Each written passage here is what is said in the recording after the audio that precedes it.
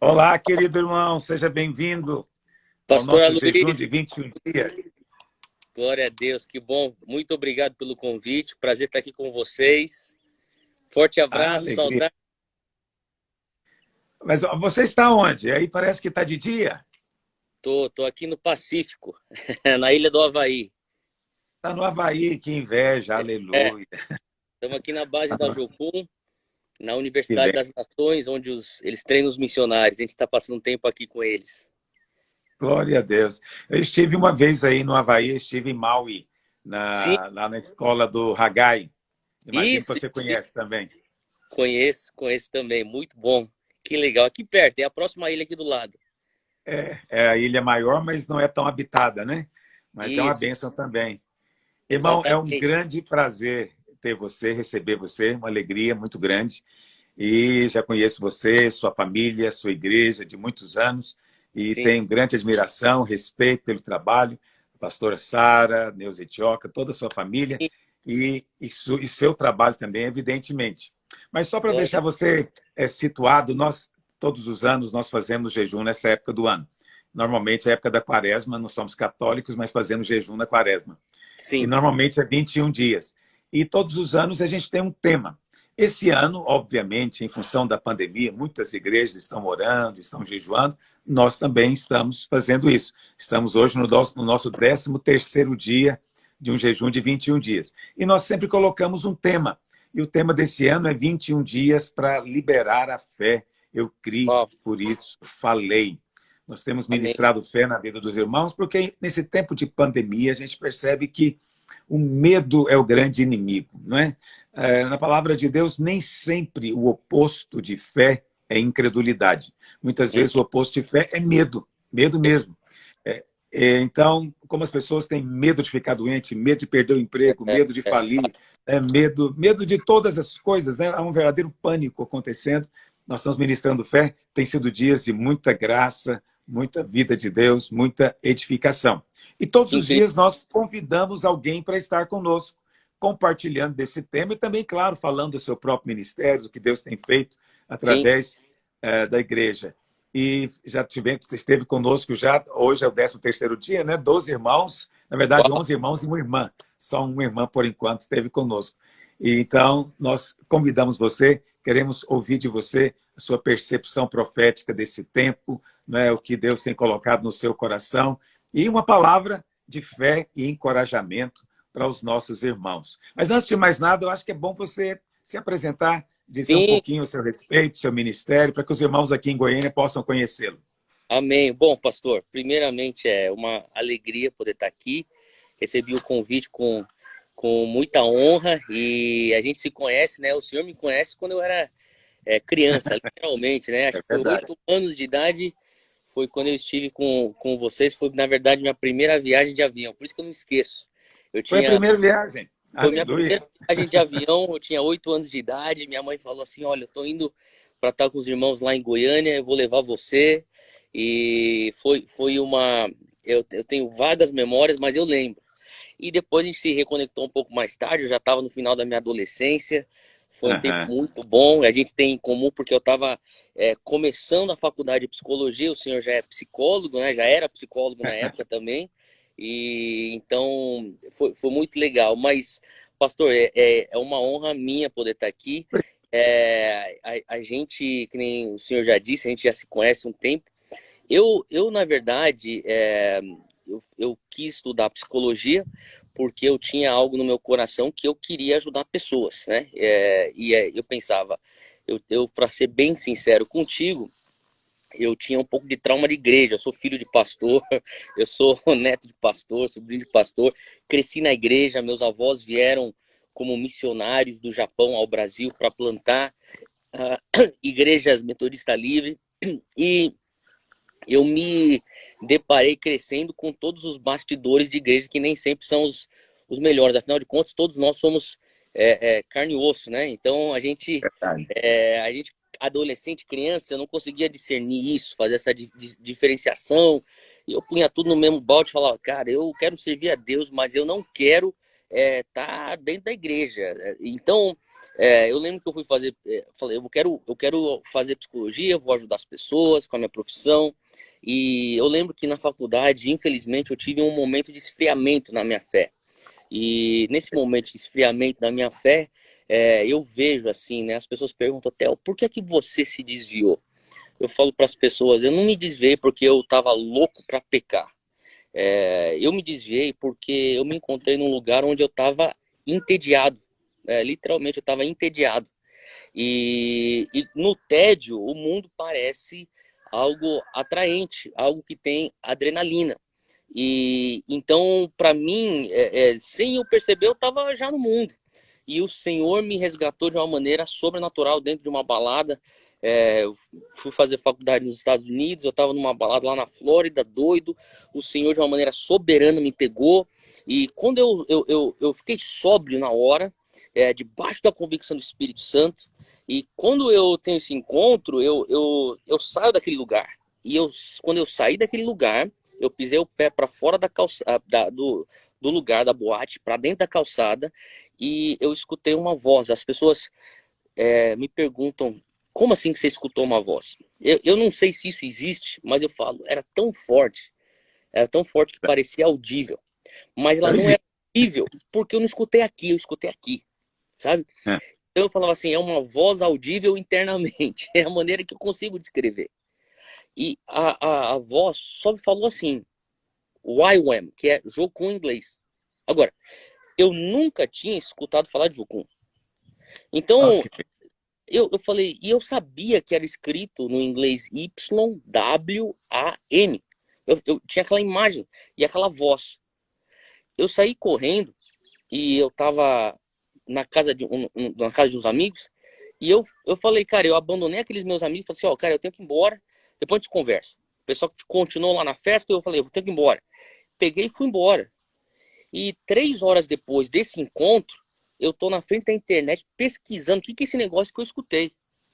E quando começo a pesquisar, eu começo a perceber que é um negócio de treinamento para missões, é um negócio de grande comissão, e tinha uma base de treinamento onde eles treinam os missionários e enviam especialmente para a Ásia, a partir da Ilha do Havaí, no Pacífico. Eu falei, cara, eu acho que Deus quer que eu faça isso, porque se eu escutei isso, então, eu fiz a minha inscrição, né, a aplicação, o processo seletivo lá, fui aceito. 4 meses depois, eu estava aqui, nesse lugar, sendo treinado para ser um missionário. Depois de 3 meses de um treinamento mais curto, eles me enviaram para trabalhar com alguns irmãos nas Filipinas.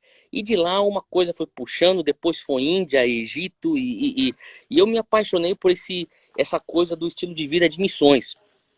Aleluia.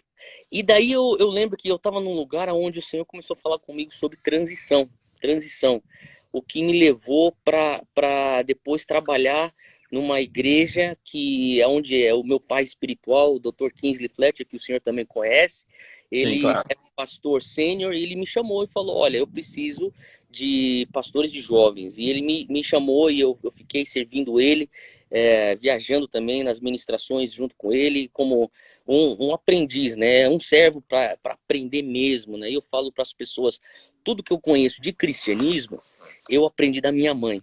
Mas tudo que eu conheço de ministério, eu aprendi desse homem, né? Então Deus foi muito bondoso comigo e me cercou. E não só eles, mas outros líderes de alto calibre e também de homens de integridade, pessoas da palavra. Então, uma coisa foi levando a outra. Eu pensei, na verdade, que eu ficaria nos Estados Unidos para entrar no ministério e ficar por lá. Ele queria que eu assumisse a igreja e ele tinha outros projetos na África, que ele queria voltar para a África. E o Senhor me direcionou de volta ao Brasil. Eu não entendi, ele não entendeu, muita gente não entendia, mas era muito claro, as confirmações vieram de uma maneira muito contundente. E aí que eu volto ao Brasil, há uns 12 anos atrás, 13 anos atrás, para começar hoje, que é o Dunamis. E novamente, eu falando, não quero me envolver com igreja, tive minha experiência com uma missão para eclesiástica, quero agora plantar uma missão para eclesiástica. E eu falava, eu entendo o valor da igreja, vou estar servindo na minha igreja, vou ser membro da minha igreja, mas eu não quero liderar a igreja. E eu voltei para a igreja onde eu cresci, né? Que na época se chamava Monte Sião, onde o senhor também já pregou lá algumas vezes. E lá Sim. atrás. E eu falei, eu vou congregar aqui, vou servir aqui, eu vou participar, mas meu ministério é esse negócio chamado Dunamis, que é para eclesiástico. E minha mãe, com muita sabedoria, foi bem paciente, sabe? Não tentou enfiar coisas goela abaixo. Ela falou, deixa ele vai aprendendo. E eu fui tocando, até que comecei a ver, pastor, que as pessoas eram salvas, as pessoas eram curadas, eram libertas. E daí eu falava para as pessoas, olha, você tem que achar uma igreja. E daí as pessoas falavam, tá bom, eu vou achar uma igreja. Daí dava uns 3 meses e eles voltavam e falavam, Theo, eu já frequentei algumas igrejas, mas não me encontrei. Você não é pastor de igreja? Você não quer abrir uma igreja? Sei lá, porque ele tá aqui, cara. E eu comecei a entender que era muito difícil, porque as pessoas recebiam do nosso DNA no novo nascimento e tentavam pôr num outro lugar e poucos se adaptavam. Não é que todos eram assim, mas a adaptação era pouca. E daí acabava voltando. E eu lembro, eu já estava na época namorando a minha esposa, o conselho da igreja chegou e falou, Theo, você já está liderando o Dunamis há 4 anos, a gente está vendo os frutos, mas a gente vem conversando com tua mãe, nós como liderança temos orado, e a gente quer submeter algo a você, para você orar. A gente crê, e a tua mãe também sente do Senhor, que você é a pessoa para assumir a Monte Sião. E daí na hora eu falei, não, de jeito nenhum, eu já falei, deixei claro lá atrás, lá em casa eu falava que eu nunca ia me envolver com igreja. E eles falaram, você consegue simplesmente orar a respeito? Eu falei, não, eu vou orar. E pastor, algo do Senhor aconteceu no meu coração, foi algo totalmente sobrenatural, aonde o Senhor transformou meu coração em um amor pela igreja, que eu falei, eu topo, eu quero. No mesmo ano eu casei, né, e depois, alguns meses, fizemos a transição e faz hoje mais ou menos 8 anos que eu estou liderando o Dunamis, que continua uma missão para-eclesiástica. Nós temos diversas pessoas de diversas denominações e igrejas trabalhando nas universidades, mas hoje eu sou o pastor da Zion. Depois nós escutamos um direcionamento do Senhor para mudar o nome, e a Monte Sião se tornou Zion Church, até porque começou a sair do Brasil, tinha que ter um nome um pouquinho mais internacional, porque as pessoas não conseguiam falar Monte Sião, falam Monte Sião. Então, e mantivemos a mesma essência. Muito bonito, Né? vamos ser francos. E hoje eu tô liderando a Zion a família também está crescendo também. Júnia, eu temos 2 Para a gente, meninos. como é o movimento Dunamis? O que se trata? Qual o Tá, objetivo? legal, legal. Hoje, o movimento Dunamis, a gente começou, na verdade, na Universidade Mackenzie, né, em São Paulo. Alguns jovens se reunindo lá e eles buscavam. Tinham outros ministérios que faziam o que a gente chama de missões universitárias ou missões estudantis, né? O senhor deve ser muito familiar com a ABU, muito similar a isso, né? Sim, Então, a claro. Sociedade de Ação Bíblica Universitária. E só que eu vi uma carência do mover do Espírito Santo que algumas dessas organizações não estavam enfatizando. E que nem eu já disse aqui antes na minha fala, eu não me desviei porque eu estava louco para pecar. Eu estava querendo uma coisa que fosse uma aventura, né? E o jovem, ele busca, especialmente na universidade, né? Aquela fase da vida que você está aberto a novas experiências. E uma das coisas que eu, mesmo na época de Jocum, como missionário, e depois lá nos Estados Unidos, na Carolina do Norte, com Kingsley Fletcher, eu via jovens com fome de espiritualidade. Eu via jovens cansados de religião, mas com fome de espiritualidade. E todos numa busca de propósito, por que eu estou aqui nessa terra, de onde vim, para onde vou. E eu traduzia isso como eles estão famintos por um mundo que transcende. E quando a gente começou a ver que os dons estavam fluindo e tocando pessoas, como, por exemplo, palavras de conhecimento, dons de cura, pessoas sendo curadas no meio da universidade. A gente via alguém com um muleto e falava, oh, vem cá, o que aconteceu com você? E impunha as mãos lá na hora. Não é tipo, oh, vou te levar para um culto. Não, ora aqui mesmo. E as pessoas falam, cara, tô sentindo. E com um linguajar que a pessoa entendia, que não fosse um linguajar pentecostal, carismático ou igrejeiro, né? Então o cara falava, cara, o que é isso? Eu falava, o que você tá sentindo? Eu falava, tô sentindo um negócio aqui. Eu falei, essa vibe aí, meu, esse aí é um espírito, se chama Espírito Santo. Eu, caraca, velho, mas como que é isso, tal? E, cara, as pessoas começaram a aceitar e falar assim, meu, eu quero isso. Eu quero viver esse sobrenatural. Daí que aconteceu, a gente começou a ver que a gente juntava um povo. Eu falava, gente, só que sem Bíblia, esse negócio aqui não vai para lugar nenhum. Então vamos organizar esse negócio aqui, vamos juntar o povo, vamos ter louvor, adoração aqui, o pessoal ama a música, pá, a música atrai. Daí a gente vem com Bíblia, e depois no final a gente vem com ministrações, a gente impõe as mãos sobre os enfermos, a gente ora pra galera que quer se matar, a gente vai ver libertação, a gente vai ver o profético fluindo. Então a gente estabeleceu uma estratégia de o que a gente chamava de 20-20-20, que eram 20 minutos de louvor, né?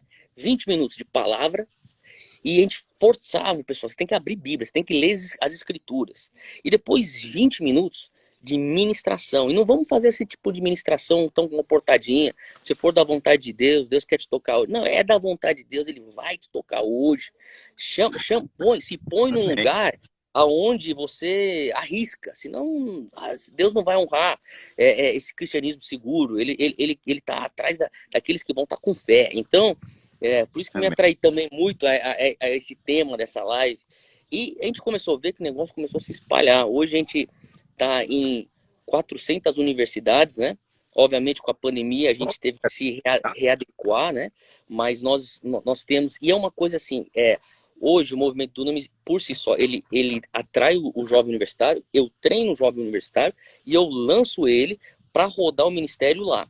Quando ele está no 4º ano da universidade, ou no 3º ano, ele já começa a trazer para os nossos retiros de treinamento o que vai assumir, né, o pocket dele, que a gente chama isso de Dunamis Pockets, que são os bolsos de avivamento nas universidades. E então, a gente começou a ver isso acontecer. Agora, isso trouxe uma demanda. Por quê? Porque as pessoas falavam, Theo, eu tô aqui na USP, por exemplo. Tô aqui na USP, tem o cara lá da Federal do Paraná, tem o cara lá da UFRJ, só que, tipo, a gente só se fala pela internet. E daí eu falei, cara, em vez de a gente catar e fazer um treinamento aqui, outro ali, vamos juntar todo mundo. Aí as pessoas começaram a falar, mas você vai juntar todo mundo? Faz uma conferência. Tá bom. Então a gente começou a fazer uma conferência. Daí na conferência a gente começou a ver, cara, a gente não tá atraindo só o pessoal das universidades. A gente tá vendo muito gente jovem evangélica vindo para cá. E daí a gente começou a entender, tem algo que a gente tá fazendo aqui que o pessoal tá com fome disso. Então, daí começaram a falar, pô, mas os líderes jovens estão querendo ter tempo contigo, cara. Então vamos fazer uns workshops específicos para líder de jovem, vamos capacitar os caras para começar uma coisa na universidade. E o pessoal falava, mas não é só para minha universidade, é para o meu grupo de jovens, meu ministério de jovens. Então a gente começou a ver que o Dunamis, por conta do trabalho das universidades, a gente teve que fazer eventos, nós tivemos que publicar coisas de material, então abre uma editora. Nós tivemos que falar, pô, o pessoal quer cantar as nossas músicas, então abre então um selo musical ou uma iniciativa de adoração. Ele falou, não precisa mexer com... Daí eu comecei a falar, pô, mas para a gente comunicar, a gente vai precisar ter um departamento de multimídia. Então abre uma agência. Então o negócio foi se ramificando, sabe? Então hoje ele se torna um movimento que trabalha com multimídia, que trabalha com literatura, que trabalha com música, com as artes, trabalha dentro do discipulado, dentro das universidades, porque são raras as igrejas, o senhor sabe disso, que tem trabalho forte de discipulado como a Videira, por exemplo, né? Então, a maioria dos jovens evangélicos, eles são atraídos para cultos, só que eles não têm um andar do dia a dia, né? Às vezes não tem uma célula, não tem, e se tiver, às vezes não acontece o discipulado de fato na célula deles. E então a gente começou a entender que, cara, os nossos pockets realmente estavam discipulando gente. Então a gente falou, a gente não pode parar isso, né? Então a gente tentou deixar o máximo de conteúdo interdenominacional possível. Então a gente não entra nas questões de escatologia, questões tanto de teologia. A gente falou, o mínimo que a gente tem que falar é que a gente não é sensacionista, né? Nós acreditamos na continuação dos dons, mas eu não vou entrar no mérito se existe apóstolo, profeta hoje, não é? Porque a gente entendeu a natureza do que a gente estava fazendo. Agora, dentro da minha igreja, é a nossa convicção, nossa linha teológica e assim por diante, mas eu tinha que respeitar que às vezes eu estou ali falando com gente que não é nem minha ovelha, né? Então, mas isso começou a tornar, então, um movimento, ele meio que ficou desenfreado, e a gente se pega muitas vezes correndo atrás, né? Fala, meu Deus do céu, esse negócio tá indo correndo tão rápido, tem que construir estrutura, que, imagino que o senhor sabe mais do que ninguém sobre como que é isso. Então, Então, o movimento não é só na universidade, então. É um trabalho de apoio e suporte para o trabalho de jovens interdenominacional, até ele dentro se das tornou isso. igrejas. Ele se tornou isso. Por que eu falo tanto da universidade? Porque, para mim, a universidade é um lugar que eu sempre tive essa convicção. Eu me desviei na universidade e eu me voltei a Jesus em época de universidade. E eu fui um cara que, assim, fui muito inspirado. O pessoal falava, mas você é da Jocum, né? Então o Lauren Cunningham e tal. Eu falei, sim, só que um cara que me inspirou muito também é Bill Bright, que é o fundador da Cruzada Estudantil. E quando eu lia as coisas dele, uma fala do Bill Bright que me marcou muito quando eu voltei para Jesus foi: se nós ganharmos as universidades hoje, nós conquistaremos a sociedade amanhã. Para Jesus, né? Eu fico falando, uau, cara, a gente não teve essa visão. Hoje a gente está passando uma situação adversa, até no nosso próprio país, e a gente fica falando, cara, se nós tivéssemos pessoas nas esferas, no mercado de trabalho, quem sabe hoje a gente poderia estar vendo mais expressões do reino, discipulado acontecendo, né, dentro desses lugares. Então, para mim, eu sentia a convicção, olha, eu vejo as igrejas crescendo, eu vejo, na época, né, que eu comecei o Dunamis também, era o ápice do movimento de louvor e adoração no Brasil. Eu falei, cara, a gente não precisa de mais uma banda de adoração, a gente não precisa de mais uma mega igreja. Eu também nem me sentia capaz de fazer nenhuma dessas coisas. Falei, o que eu vejo é que os meus amigos que cresceram comigo e foram para a faculdade se desviaram. E falei, que adianta? O cara vai para o ministério infantil na igreja, vai para a escola dominical, que nem eu fui. O cara vai para retiro na adolescência, vai a retiro de jovens. O cara entra na faculdade, os caras viram a cabeça e o cara se torna um marxista. Falei, pô, a gente tem que entrar lá, cara. Então, para mim, eu sempre tive isso como meu campo de batalha. Só que eu comecei a ver que enquanto nós estávamos oferecendo soluções para aquele campo de batalha, aquelas soluções serviam para pessoas fora daquele campo. E eu comecei a ver pastores de jovens vindo falar, eu preciso disso. E pessoas falando assim, olha, eu não estou mais na universidade, já me formei, mas eu quero participar da conferência. Eu posso? Pode. Theo, hoje eu sou um empresário, só que eu sinto que eu tenho que ir para o campo missionário, o que eu faço? Então uma coisa foi puxando a outra. Então hoje eu diria que o Dunamis, ele providencia, ele provê recursos, né, para jovens, adultos e jovens universitários evangélicos que querem viver uma vida missional, né? Então eu diria que, em resumo, é isso. Mas você ainda não tem a ênfase de estimular a plantação de igrejas, abrir igrejas. Hoje o trabalho mesmo Sim. é de multiplicar grupos, pockets, né, dentro das universidades, das escolas, das Então, igrejas. pastor, daí você tocou aqui numa outra jornada minha, que inclusive eu queria até tomar um café contigo depois. Mas é o seguinte, eu assumi a igreja, né? Eu assumi a igreja em 2013. E a igreja começou a ter uma nova temporada, um sopro novo. Minha mãe sempre falava para mim, ela falava assim, filho, eu construí a fundação e você vai construir o prédio.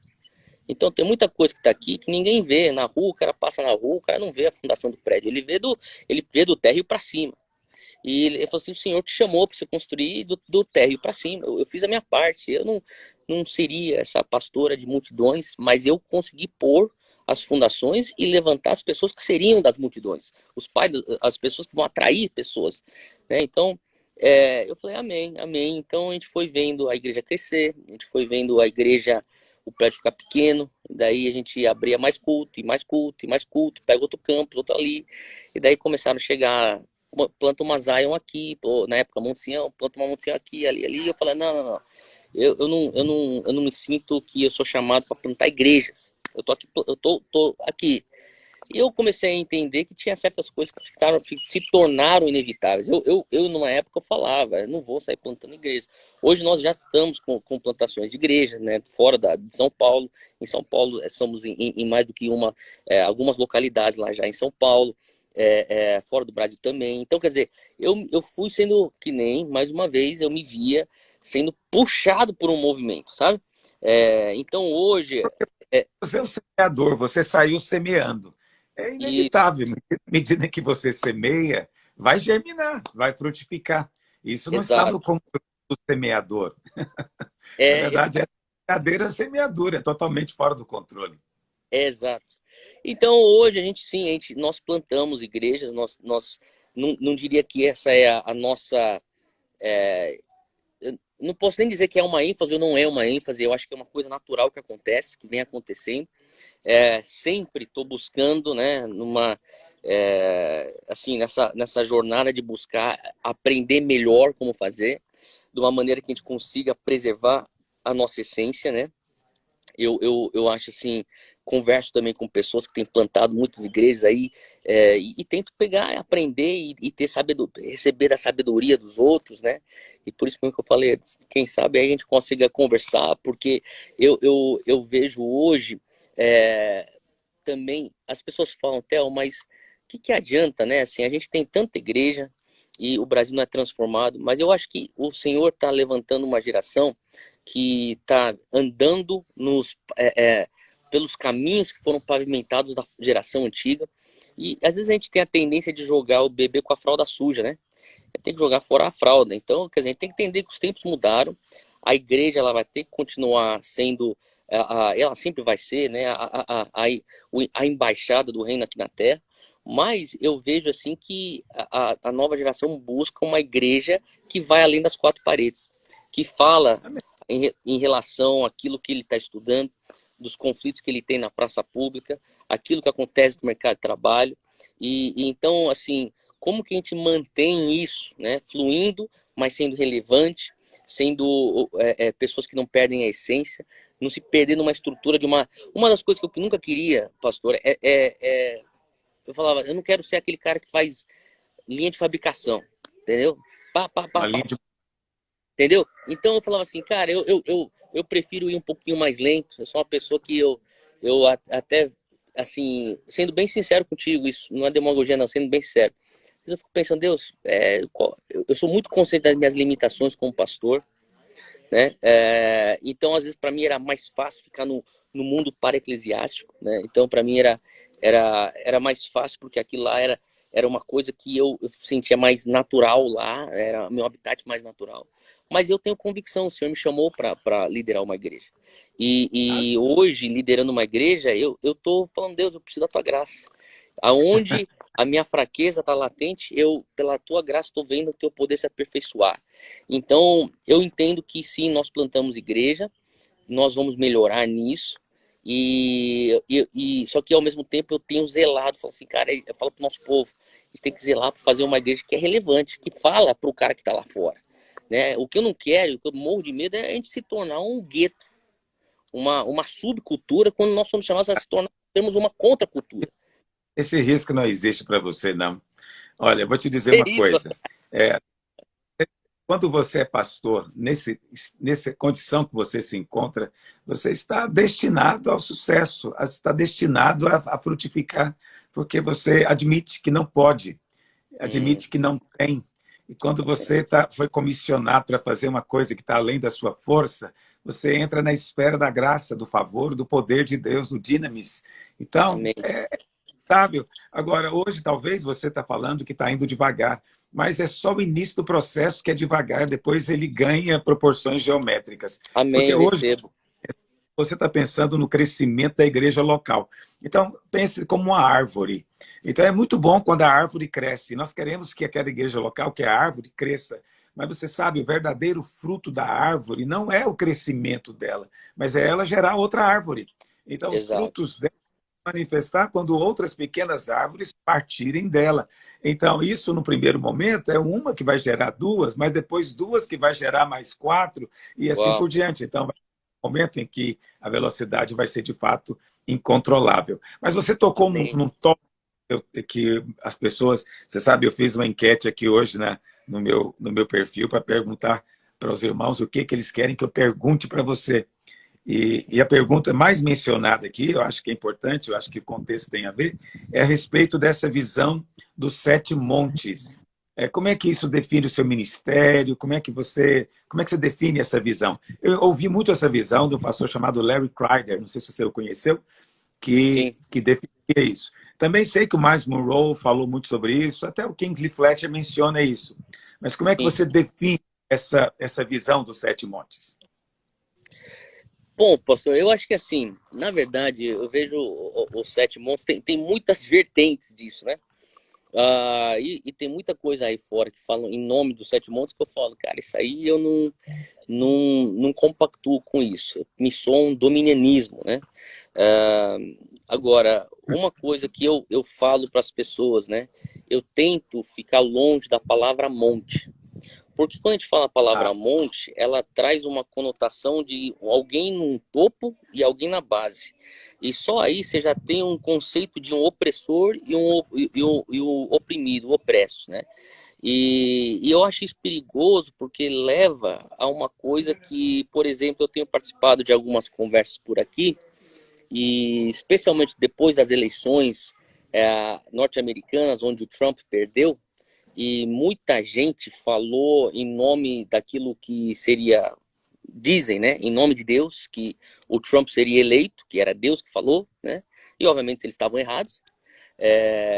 Então, agora uma das conversas que eu tenho visto com os líderes por aqui também, um termo que eles chamam de Christian Nationalism, né, um ah, nacionalismo cristão, né, aonde nós pensamos que ser americano é relacionado a ser cristão, ou ser israelense é ser relacionado a ser cristão. E é um perigo porque daqui a pouco o brasileiro vai falar, não, se é brasileiro, você é cristão, né? Então, quer dizer, mas de onde vem isso? É de uma raiz, de um pensamento que nós viemos para dominar, né? Eu falo assim para as pessoas que a Bíblia é clara em Gênesis. Nós temos que dominar sobre o peixe do mar, sobre a fauna, sobre as feras do campo, mas nunca Deus nos fala se domine sobre os outros, né? Então a gente não domina não, sobre pessoas. Para pessoas nós servimos, né? Jesus mesmo dizia, olha, você quer ser grande, né? Eu falo para as pessoas, o contexto daquela frase são os caras brigando para ser grande. Ó, eu quero sentar à tua direita, quero ser bom, quero ser. E Jesus, ele não tira deles essa ambição, pelo contrário. Ele fala assim, já que você quer ser grande, eu reconheço que isso aqui é algo positivo, essa ambição saudável, né? Ele diz assim, já que você quer ser grande, eu te dou o jeito, você vai servir. Para você ser grande, você vai ser o último, para você ser o primeiro. Então, quer dizer, a partir desse lugar, eu falo assim, eu tento não falar monte, eu tento falar esfera, e se possível, eu estou aqui no contexto de uma universidade aqui, né? Aqui eles têm a Universidade das Nações. A gente estava conversando sobre isso outro dia, eu estava conversando com o reitor daqui, e ele falou assim, eu prefiro, em vez de falar esfera, falar classroom, né? São as salas de aula da vida, né? Então, quer dizer, você olha para uma sociedade hoje, você vê que a sociedade, lógico, vão ter as variações, né? Eu estou falando de uma maneira geral. Você vai ter uma sociedade que ele tem a esfera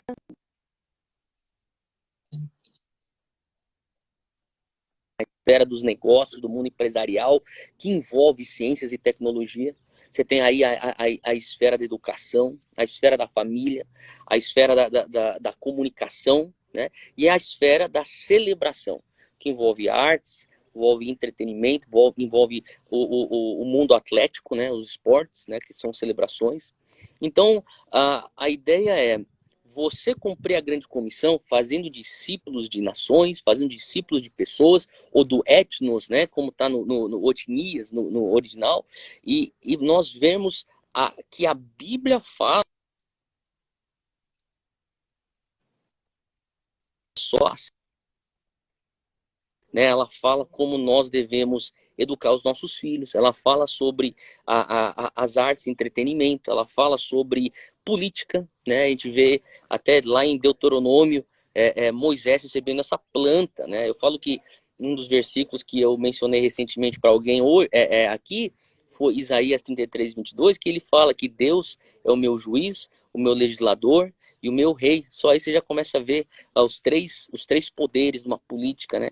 Então, quer dizer, o próprio Moisés, quando ele fala assim, olha, vocês não são tão pequenos como eram lá no Egito, agora vocês são muito numerosos, eu não consigo dar conta.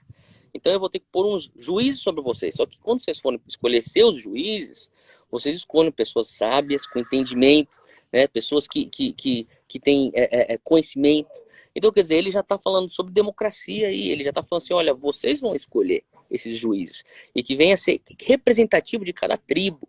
Então ele fala assim, que venham ser pessoas que vão julgar disputas sem parcialidade, né? Então, quer dizer, isso lá em Deuteronômio 16, se não me engano. Então, você começa a ver que desde o início do trajeto de Deus pegar Israel, tirando ele do Egito, ele está falando sobre uma construção de nação, não de uma igreja, né? Então, como é que a gente olha assim o papel hoje do governo? O que o governo tem que fazer? O governo tem que trazer justiça, tem que promover segurança e um caminho justo de prosperidade.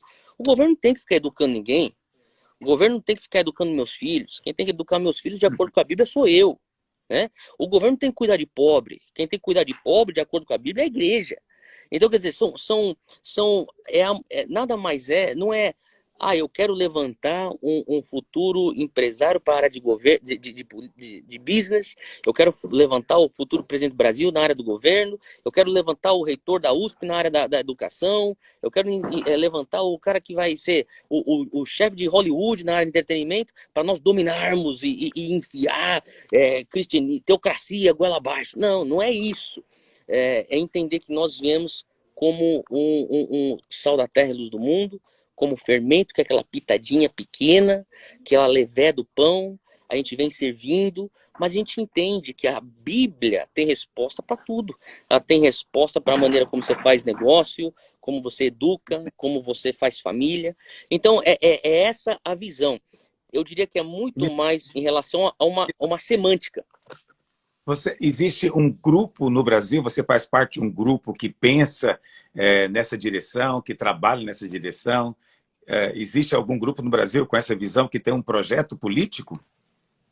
Não, eu não conheço nenhum grupo com esse projeto político. Não conheço. Eu não faço parte disso. Eu conheço pessoas e não quer dizer que eu compactuo com elas. Tem pessoas que têm uma visão de levantar algo assim. Eu não acho que é dessa maneira que a gente vai mudar o Brasil.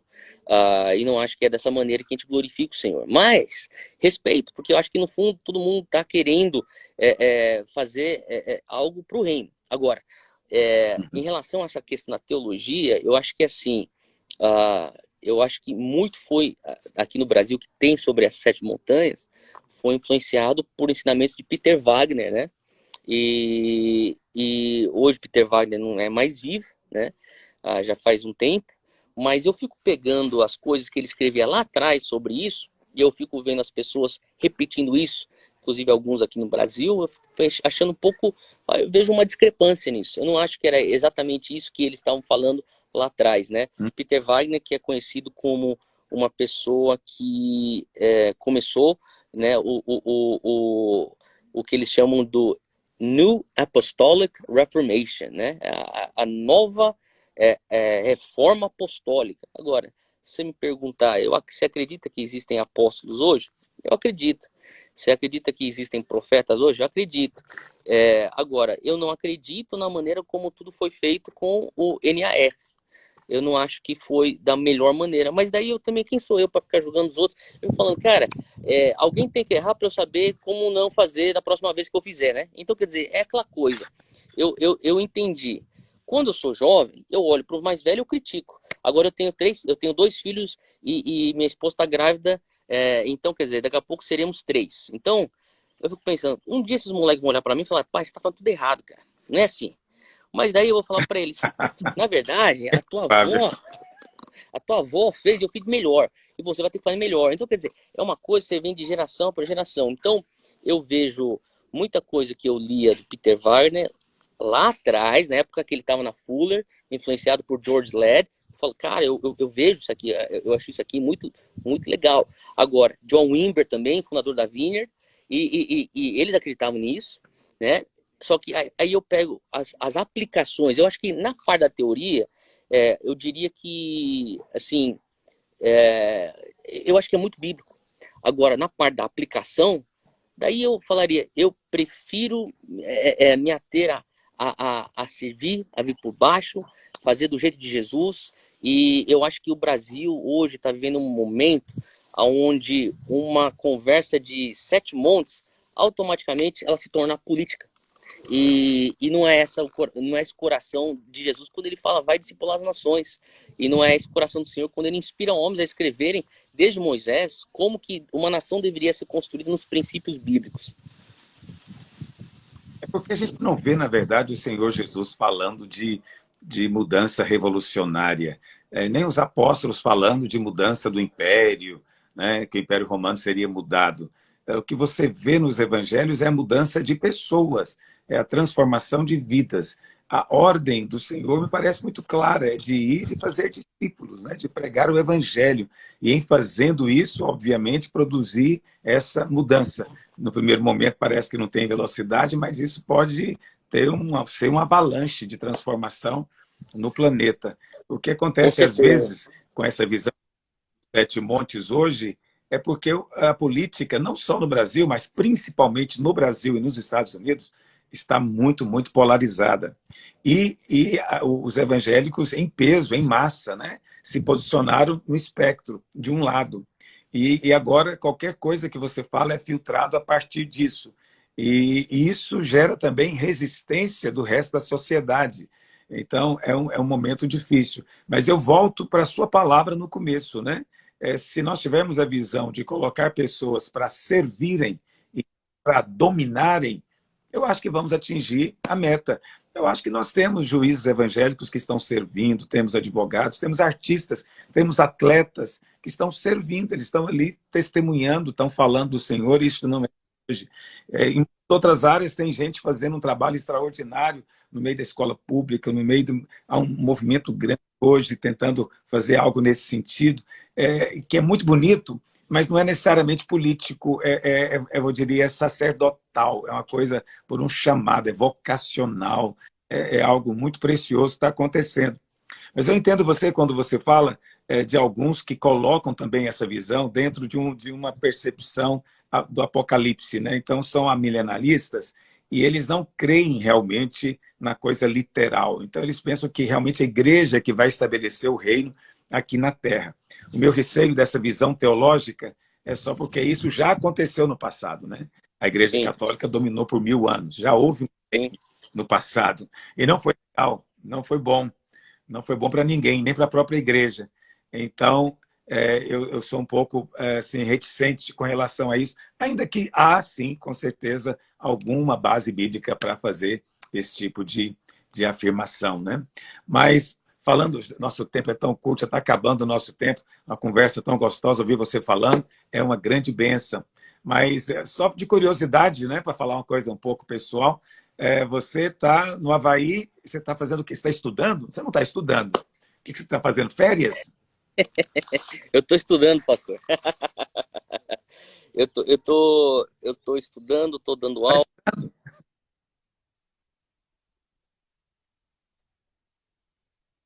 É,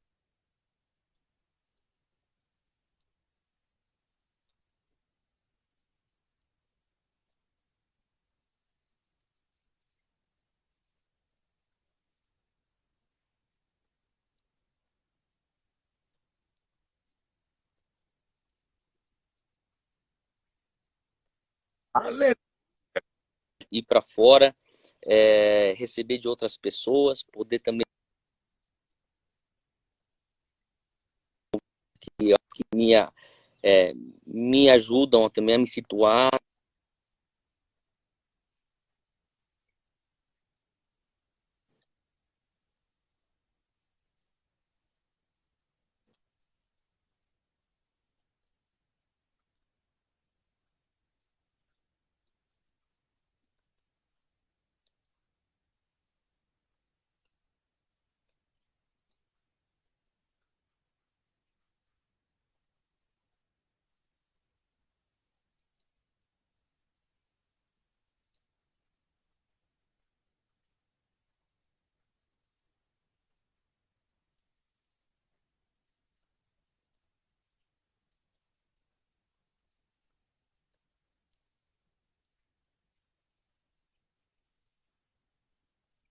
Há muita coisa, você vai poder sentar nessas discussões, você vai poder fazer perguntas para as pessoas, esses líderes. Então, para a gente tem sido esse tempo bom.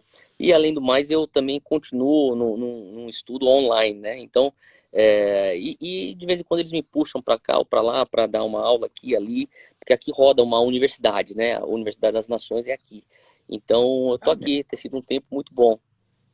Uau, que inveja, eu já estou com 3 ciclos atrasados, eu precisava de um sabático desse Precisa. também. Que legal, Além pastor. de Vale a pena. vai produzir um frescor ministerial para você, e Eu você vai creio, ver, muito bom quando você voltar de novo ativo aqui no Brasil, não eu é? creio. Mas eu queria fazer uma pergunta, você, essa pandemia, qual a sua percepção da pandemia? Você acha que vivemos um momento profético? Isso é um sinal profético? Isso é sinal da iminência da volta do Senhor? Ou você encara isso apenas como um evento comum que se repete ciclicamente? Qual a sua percepção? Não, eu não acho que é um evento comum. Eu acho que tem que estar carregando muita coisa nisso, né? Eu não sei se eu iria ao ponto para dizer que Jesus já está voltando. Obviamente, Jesus sempre está mais perto da sua volta, cada dia que passa. E a gente já vê sinais acontecendo. Agora, tem certas coisas que realmente traz um certo alerta. Você vê o mal exacerbado durante a pandemia, se aproveitando para tomar mais posições. Você vê aí o perigo de uma tentativa de um governo único. Você vê certas coisas que eu fico assim, uau, isso aqui realmente, né? Tem que tomar cuidado, tem que ver o que está acontecendo. Mas, ao mesmo tempo, eu vejo que, olhando para dentro da igreja, né? Para dentro da igreja, eu vejo que o Senhor está querendo levar. Eu acho que essa pandemia tem trazido à superfície muita coisa. Eu estava aqui no começo aqui da live e o Senhor estava falando sobre o medo, né? As pessoas com medo, às vezes, o oposto da fé não é a incredulidade, é o medo. Então, quer dizer, eu vejo que hoje, o que é ser evangélico no Brasil, né? Para mim, acho que isso, infelizmente, perdeu um pouco do peso.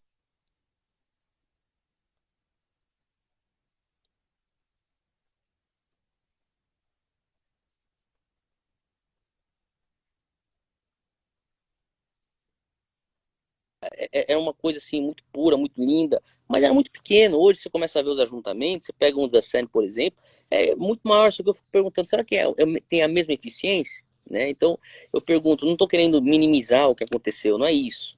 Mas o que eu estou querendo dizer é que essa pandemia ela vem para filtrar. Eu acho que está filtrando muita coisa.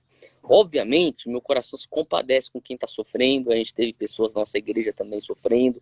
A gente está sempre também orando, recebendo pedidos de oração, ajuda, né? A gente, desde o início, lá do ano passado, a gente já tá bem esse alívio. Mas eu vejo que espiritualmente está levando pessoas a se posicionarem, está levando pessoas a falarem: olha, eu talvez acreditava numa coisa que não era realidade para mim individualmente, que não era realidade dentro de casa. Então, uma coisa que eu tenho É, conversado com os meus, né? A gente fala assim, cara, se nós quisermos ver uma mudança, né, a gente precisa entender que a mudança começa no âmbito, sempre a mudança é de dentro para fora, ela não é de fora para dentro, né? Então eu estava até mencionando essa questão do nacionalismo cristão, né? Do Christian nationalism que eles chamam, que basicamente é uma coisa imposta de fora para dentro ao invés de dentro para fora, né? Então quando a gente entende que a mudança, a transformação, ela começa no indivíduo sempre, né? Então eu falo assim, um exemplo, a pessoa que fala, olha, eu sou contra o casamento gay, né? Então por que você é contra o casamento gay? Porque eu acredito na Bíblia e a Bíblia fala que isso é imoralidade. Tá, então você está falando que você quer, porque você é uma pessoa moral, você é contra o casamento gay. Sou, é isso. Tá bom. Até aí, nós cristãos, evangélicos, conservadores, iríamos concordar que isso não é o que a Bíblia fala sobre que é o casamento. Agora, a pessoa que fala contra o casamento gay, só que se o cara está envolvido em pornografia, o cara tá traindo a esposa, ele fantasia com outras pessoas que não é a pessoa com quem ele tá casado. Então, quer dizer, é, né? Então, quer aí dizer, então a é, transformação que eu não é acredito, real. ela começa no indivíduo. O teu coração tem que ter, você tem que ter uma moralidade pessoal. E a partir de lá, o natural seria que você educasse tua família É, naquilo, né? E daí você educa a tua família naquilo. E a daí própria natureza. Desculpa, pastor, cortou aqui. Eu estava dizendo, realmente é fruto da sua nova natureza. Mas nós temos Exato. para encerrar, mas eu não posso deixar de perguntar, todo mundo está querendo saber, se depois que a pandemia passar, vamos voltar com os eventos do Descende? Ah, pastor, a gente tem um já marcado para fora, né? A gente tem Noruega, tem Argentina e tem Estados Unidos, no Kansas City. Brasil, eu oro que sim. A gente não sabe, mas eu também eu fico pensando, né? É, eu sou uma pessoa que, assim, pelo incrível que pareça, é verdade, eu estou falando isso sendo bem sério. Eu acredito em grandes ajuntamentos que são meios, não um fim. O grande ajuntamento tem que apontar para um fim. E eu acho que a gente teve um grande ajuntamento agora, que ele ainda tem que gerar muito fruto ainda nele, né? E eu acho que a pandemia vem também, Deus na sua soberania usa a pandemia até para consolidar algumas decisões, porque o Descend aconteceu e 4 semanas depois, pum, a pandemia fechou o mundo. E eu não acho que foi à toa. Então eu acho que sim, eu gostaria, não tem nada marcado, mas eu creio que Deus está trabalhando algo na juventude brasileira e a gente tem que gerar muito fruto e por que não no futuro? Mas hoje a gente já tem muita coisa para fazer.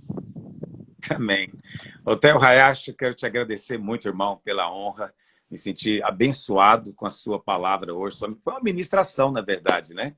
Nos Ah, esclareceu pastor. tantas coisas. E estou aqui aberto para a gente marcar o café quando você quiser. Vamos Amém? sim.